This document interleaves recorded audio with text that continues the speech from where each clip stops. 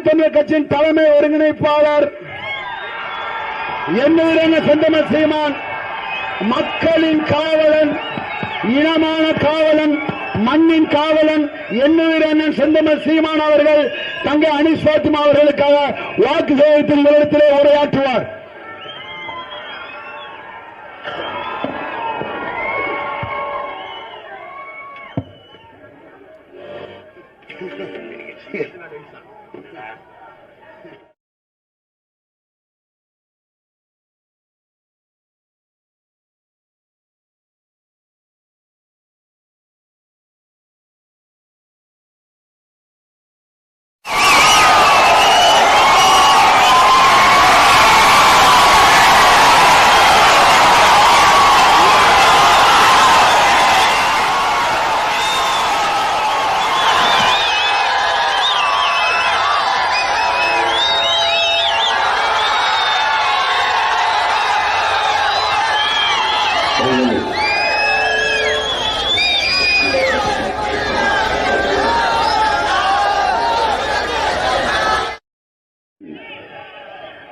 உயிரோடும் உணர்வோடும் கலந்து வாழுகின்ற என் அன்பு சொந்தங்கள் அனைவருக்கும் வணக்கம்.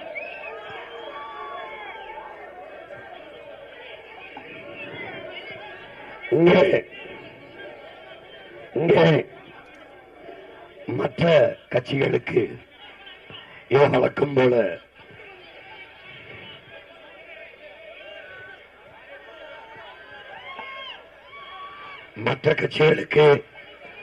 வழக்கம் போல இது ஒரு தேர்தல் களம். உங்கள் பிள்ளைகள் எங்களுக்கு இது மாற்றத்திற்கான ஒரு புரட்சிகர அரசியலை முன்னெடுக்கிற ஒரு போர்க்களம். எல்லா கட்சிகளும் வாக்குக்கு காசை கொடுத்து வாக்கை வாங்குவதிலும், இலவசங்களை அறிவிச்சு என் மக்களை, என் சொந்தங்களை ஏமாற்றி அந்த வாக்கை வாங்குவதிலுமே குறியாக இருக்கிறார்கள். ஒரு நல்ல ஆட்சியை கொடுத்திருந்தால் எதற்காக இலவசங்களை அறிவிக்க வேண்டிய தேவை வருகிறது? நல்ல ஆட்சி நடந்திருந்தால் இலவசம் பெற வேண்டிய ஏழ்மை வறுமை நிலை என் மக்களுக்கு ஏன் இருக்கிறது? 2000 ரூபாய் முதலாக திமுக ஆட்சிக்கு வந்தபோது ஐயா ஸ்டாலின் குடும்ப தலைவிக்கு 1000 ரூபாய் என்றார்கள். ஆட்சி முடியும் போது பெண்கள் வாக்கை கவருவதற்கு ஐயா எடப்பாடி அவர்கள் 2000 நாங்கள் ஆட்சிக்கு வந்தால் என்றார்கள். மறுபடியும் ஐயா ஸ்டாலின் நாங்களும் 2000 என்றார்கள். புதிதாக வந்தவர் தம்பி 2500 என்றார். பெண்களின் வாக்கை குறிவைச்சு திரும்ப திரும்ப மிக்சி, கிரைண்டரு, பிரிட்ஜு 8000, வங்கி கணக்கில் பெண்களுக்கு 5000, பொங்கலுக்கு 3000, இந்த பணத்தை கொடுத்து கொடுத்து வாக்கை பறிக்கிறதை வழக்கமாக இவர்கள் கொண்டிருக்கிறார். 60 ஆண்டுகளாக தமிழர் நாட்டை மாறி மாறி ஆட்சி செய்தது திமுகவும் அதிமுகவும் தான். 60 ஆண்டுகள் ஆட்சியின் வளர்ச்சியில், வாழ்க்கை தர உயர்வில் என் தாய்க்கு, என் தங்கைக்கு, என் அக்காவுக்கு மாசம் 1000 ரூபாய் கொடுக்க வேண்டிய நிலையில் தான் நாட்டை வைத்திருக்கிறார்கள். மாசம் 1000 என்றால் ஒரு நாளைக்கு 30 ரூபாய். 30 ரூபாய் கூட இந்த நாட்டில் பெண்கள் ஈட்டிக்கொள்ள முடியாத வறுமை ஏழ்மை நிலையில் வைத்ததுதான் இவர்களின் ஆட்சியின் சிறப்பு. அறிவு சமூகம் இதை யோசிக்கணும். 30 ரூபாய் ஒரு இட்லி, 30 ரூபாய். என் கிராமத்தில், என் சொந்த கிராமத்தில், என்னுடைய தாய் கிராமத்தில், என் தோட்டத்தில், என் வயலில் வேலை செய்கிறவர்களுக்கு என் அம்மா 500 ரூபாய் கொடுக்கிறார் ஒரு நாளைக்கு. 500 ரூபாய். அப்போ 30 ரூபாய்க்கு கூட வசதி வாய்ப்பில்லாத நிலையில் என் தாயை, என் தங்கையை, என் அக்காவை வைத்தது என்ன ஆட்சி முறை? என்ன ஆட்சி முறை? எப்படிப்பட்ட ஆட்சி?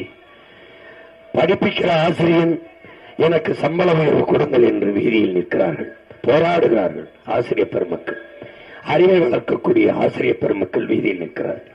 அவர்களுக்கான ஊதிய உயர்வை கொடுப்பதற்கு அதிகபட்சம் செலவானால் 100 கோடி ஆகும்.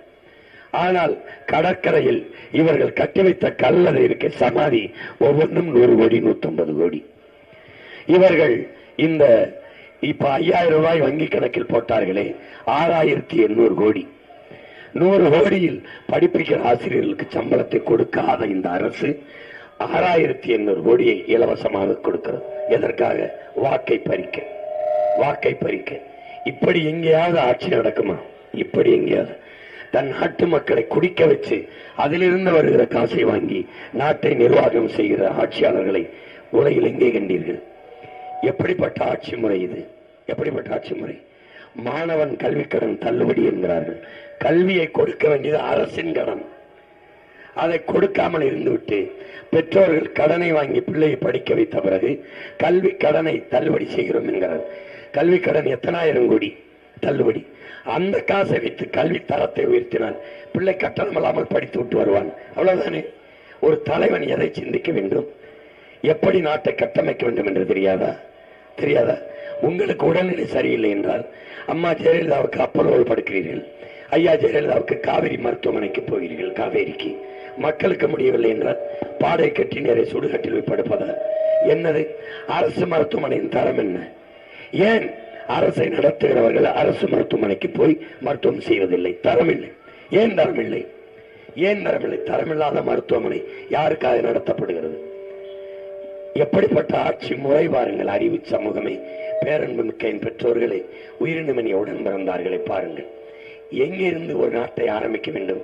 கல்வியிலிருந்து தான் தொடக்க வேண்டும். அறிவை வளர்க்கும் கல்வி, உயிரை காக்கும் மருத்துவம், உலக உயிர்களின் உயிர் தேவையாக்க நீர், இது மூன்றையும் சரியாக சமமாக தரமாக தன் நாட்டு குடிகளுக்கு கொடுப்பவன் எவனோ அவன்தான் சிறந்த தலைவனாக இருக்க முடியும். ஆனால் அப்படி இல்லையே. இங்கே அப்படி இல்லையே. 10 லட்சம் கோடி கடன் ஏன் வந்தது என்று இங்கே போட்டியிடுகிற வேட்பாளர்களை நீங்கள் கேட்க முடியுமா? ஒன்னு கூட்டணி கட்சி, இல்லது ஆளுகிற கட்சி, ஆண்ட கட்சி, இவர்கள் தான் போட்டியிடுகிறார்கள். அவர்களிடத்தில் கேளுங்கள். 10 லட்சம் கோடி தமிழ்நாட்டுக்கு கடன் ஏன்? ஏன் 1 லட்சம் கோடி போக்குவரத்திற்கு கடன், பேருந்து போக்குவரத்து துறைக்கு கடன் ஏன்? உங்களை யார் ஓசியா பஸ் கேட்டது? யாரு கேட்டது? தரமான பேருந்து தான் கேட்டோம். ஏன் ஓசி பஸ் யார் கேட்டது? எந்த தாய், என் தாய் யார் 1000 ரூபாய் கொடு மாசம் மாசம் வீதியில் நின்று கேட்டது?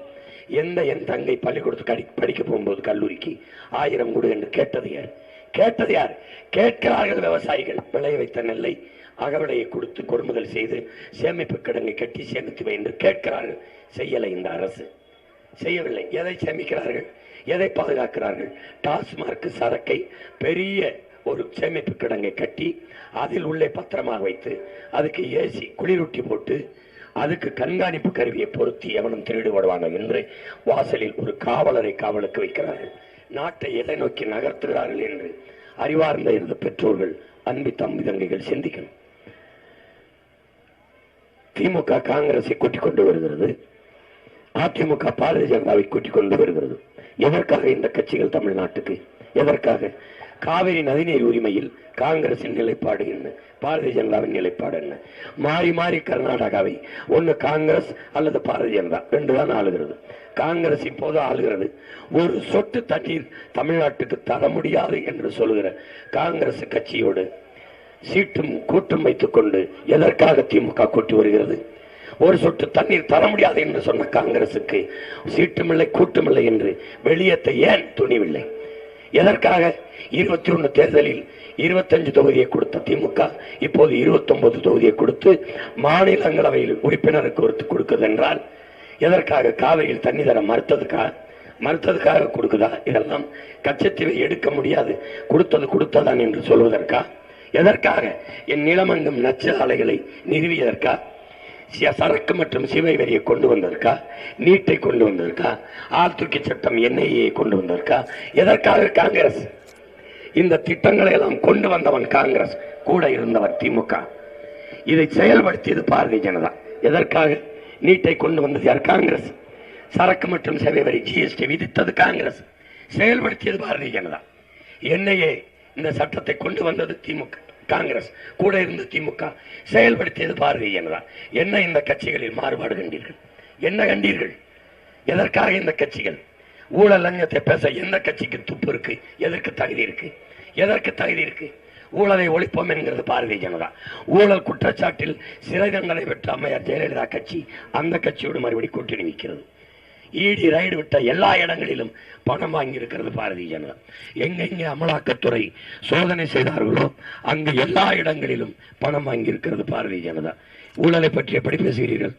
மகாராஷ்டிரா மாநிலத்தில் 42 சிவசேனா சட்டமன்ற உறுப்பினர்களை ஒரு சட்டமன்ற உறுப்பினருக்கு 30 லட்சம் 30 கோடி கொடுத்து, ஒவ்வொரு உறுப்பினருக்கு 30 கோடி கொடுத்து விலைக்கு வாங்கி ஆட்சியை அமைத்தார்கள். இது ஊழல் இல்லையா? இது லஞ்சம் இல்லையா? லஞ்சம் இல்லையா? தேர்தல் பத்திரத்திலே, எலக்ட்ரல் பாண்டிலே அதிகமாக பணம் பெற்ற கட்சி பாரதிய ஜனதா. இந்த நாட்டிலே தேர்தல் பத்திரத்தின் மூலம் பணமே பெறாத துணைக்கண்டத்திலே ஒரே கட்சி நாம் தமிழர் கட்சி மட்டும்தான். ஒரு ரூபாய் காசு வாங்க. எதுக்காக பாரதிய ஜனதா? எதுக்காக இந்த காங்கிரஸ்? எதுக்கு மான தமிழர்கள் ஓட்டு? எதற்காக காங்கிரஸ் போடணும்? எதுக்காக இந்த திமுக அந்த கட்சியோட கூட்டு வச்சுக்கிட்டு சுத்தணும்? எதுக்காக? எதுக்காக? எதுக்காக? காங்கிரஸ் இருந்தால் இந்த இஸ்லாமிய கிறிஸ்தவ மக்கள் தங்களுக்கு ஓட்டு போடுவார்கள். திமுக தான் பாதுகாப்பு என்று நம்புவார்கள். என் மக்கள் இன்னும் நம்புகிறார்கள். உலகத்தையே பாதுகாக்கிற அல்லாஹ், ஏக இறைவன், அளவற்ற அல்லாஹ், அவன் நிகரற்ற அன்பாளன். அல்லாஹ் நம்மளை பாதுகாக்க மாட்டார். இந்த திருடர் கூட்டம் தான் நம்மளை பாதுகாக்க போகுதா? இந்த கருணாநிதி ஐயாவும் அவர் மகனும் தான் பாதுகாக்க போகிறார். என் அன்பு சொந்தங்களே, நீங்க தான் அந்த கூட்டத்தை 60 ஆண்டுகளாக பாதுகாத்து வைத்திருக்கிறீர்கள். இந்த திருட்டு கூட்டத்தை பாதுகாத்து வைத்திருக்கிறீர்கள். கொஞ்சமாவது யோசித்து பாருங்க. என்ன மாறுதல் வந்துவிடும்? பலமுறை தேர்தல் வந்திருக்கிறது. என்ன மாறுதல் இந்த நாட்டில் வந்திருக்கிறது? என்ன? கல்வியில் சிறந்த தமிழ்நாடாக வந்திருக்கிறதா? வேலை வாய்ப்பில் தன்னிறைவு பெற்றுக்கமா? மின் உற்பத்தியில் தன்னிறைவு பெற்றுக்கமா? தண்ணீரின் தேவையில் தன்னிறைவு பெற்றுக்கமா? என்ன செஞ்சிருக்கோம்? என்ன செஞ்சிருக்கோம் சொல்லுங்க. இந்த திமுக வெட்டி உருவாக்கிய ஏரிகள் எத்தனை? அல்லது ஆக்கிரமிச்சு கட்டிய கட்டடங்கள் எத்தனை? ஒன்று சொல்லுங்கள். 150 டிஎம்சிக்கு நீ கர்நாடகாவில் கையேந்தி நிற்கிறாய். எவ்வளவு தண்ணீர்? 4300 டிஎம்சி நமக்கு மழைப்பொழிவு இருக்கு. 2500 கடலில் கலக்க விடுகிறோம். 500 டிஎம்சியை தேக்க முடியாது. அவங்களால் தேக்க முடியாது. இத்தனை ஆண்டுகள்ல தேக்க முடியாது. ஒவ்வொருத்தரும் எத்தனை லட்சம் கோடிகளை கொள்ளையடித்து வைத்திருக்கிறீர்கள்? எத்தனை லட்சம் கோடிகள் சொல்லுங்கள். 10 லட்சம் கோடி கடனை பெற்றிருக்கிறது தமிழ்நாடு. கடந்த 5 ஆண்டில் மட்டும் ஐயா ஸ்டாலின் ஆட்சியில் மட்டும் 5 லட்சம் கோடி கடன். அப்படி என்றால் ஒரு ஆண்டுக்கு 1 லட்சம் கோடி கடன். இந்த 5 லட்சம் கோடி கடனை பெற்று நிறைவேற்றிய ஒரே ஒரு நலத்திட்டம், ஒன்னே ஒன்று. கல்வியை உலகத்தரத்திற்கு கொடுத்தேன் சொல்ல முடியுமா? போக்குவரத்தை சிறப்பாக நடத்தினேன் சொல்ல முடியுமா? பயணிக்க நல்ல பாதையை போட்டு கொடுத்தேன் சொல்ல முடியுமா? குடிக்கிற தண்ணீரை என் மக்களுக்கு தடையின்றி தூய குடிநீரை கொடுத்தேன் சொல்ல முடியுமா? தடையற்ற மின்சாரத்தை கொடுத்தேன் என் மக்களுக்கு சொல்ல முடியுமா? ஒன்று சொல்லுங்கள். படித்த இளைஞர்களுக்கு வேலை இல்லை என்ற நிலை இல்லாது எல்லோருக்கும் வேலை வாய்ப்பை கொடுத்தேன் ஒன்று சொல்ல முடியுமா? பிறகு என்ன கர்மத்திற்கு 10 லட்சம் கோடி கடன் வந்தது? யாரு கேட்பது? யாரு கேட்பது? மின்துறையில் மட்டும் 1.5 லட்சம் கோடி கடன். போக்குவரத்தில் 1 லட்சம் கோடி கடன். 1 லட்சம் கோடி கடனை வச்சுட்டு உன்னை ஓசி பஸ் ஓட்ட சொல்லி எவன் கேட்டான்? எவன் கேட்டான்? எவன் கேட்டான்? யாரு கேட்டான்? யாரு கேட்டது? உன் மகன் வென்று வந்து நடுவல படுக்க வச்சு அந்த ஓசி பஸ் அவங்க மேல ஏத்தன பாட்டு நாட்டை நாசமாக்கி 10 லட்சம் கோடி கடன், 1 லட்சம் கோடி வட்டி, ஒவ்வொருத்தன் தலையிலே 2 லட்சம் கடன், 2 லட்சம் கடன். குடும்ப அட்டைக்கு 2000, அதே அட்டையில 2 லட்சம் கடன் இருக்கு. கேவலம், கேவலம்.